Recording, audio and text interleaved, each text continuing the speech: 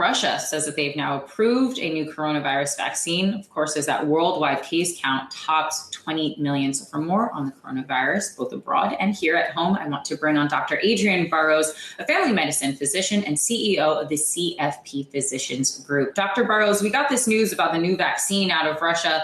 Seems fast. They haven't completed this phase 3. Yet, how skeptical are you about their timeline, the safety of this vaccine, or any positive news that we've gotten there? Very skeptical. The reality is that COVID-19 now, the vaccine is an arms race. Everyone wants to be first to market. Russia has developed a vaccine, and they're releasing it before phase 3 has even started. Phase 3 trials is when we see if the vaccine actually works. We see if it has safety. They haven't done any of that, and they're releasing it because they want to be first to market. All right. Well, leaving that skepticism aside, what does this news mean, for the world, at least in the global coronavirus fight? I mean, is there still room for some optimism here that we might have a vaccine, even if it's coming out of Russia? So there's going to be a vaccine, before the year's end. Russia, of course, like we just talked about, has made one. The Moderna, America is making one as well with AstraZeneca. So I'm very optimistic that there will be a vaccine. And so yes, I do have some optimism regarding that. I just don't feel like this particular vaccine is one that we should get too excited about because we don't know the safety or efficacy of it. So if let's bring it back stateside, obviously you're talking about more globally.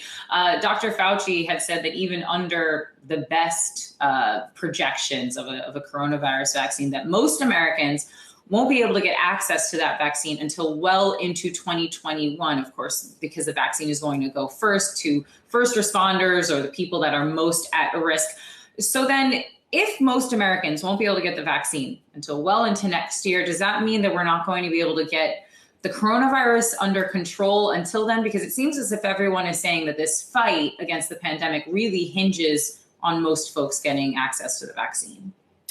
So again, if we're looking for optimism, I do believe that what Dr. Fauci is saying is correct, that it'll be probably until the middle of next year before most Americans are vaccinated. That being said, I anticipate towards the end of this year, beginning of early next year, you'll start to see a lot of vaccinations. Healthcare workers will go first.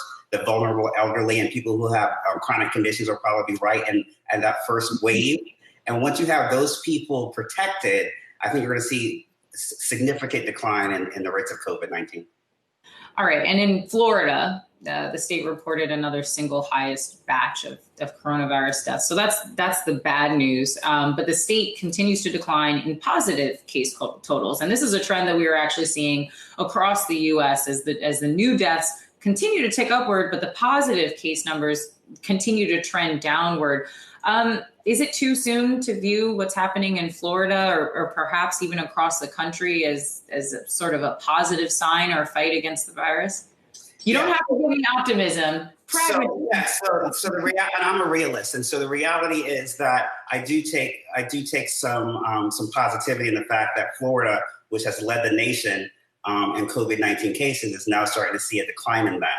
We have had a peak in hospitalizations, which happened over the weekend.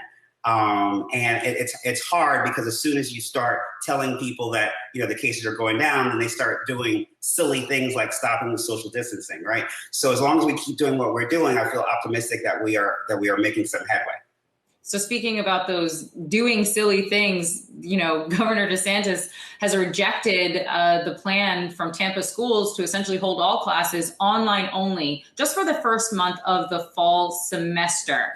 Obviously, the number of positive cases continues to trend downward, but still, Florida is a hot spot right now. I mean, is that the right call? What are, politicians or government officials getting wrong in this fight against the virus? Yeah, so it seems that Governor DeSantis had a plan, and regardless of what information he has decided he wants to go forward with that plan.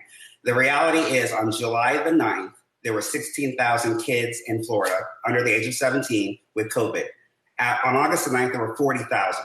So that was a significant increase in children acquiring COVID-19.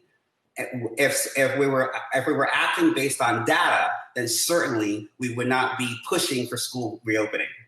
But again, I feel like the governor has enacted a plan, and regardless of the data, he has elected that he wants to go forward with that. And I do not agree with that decision. All right, we'll have to leave that there. Clearly a lot of politicization of this virus. Dr. Adrian Burrowes, family medicine physician and CEO of the CFP Physicians Group. Thanks for joining us. Thank you.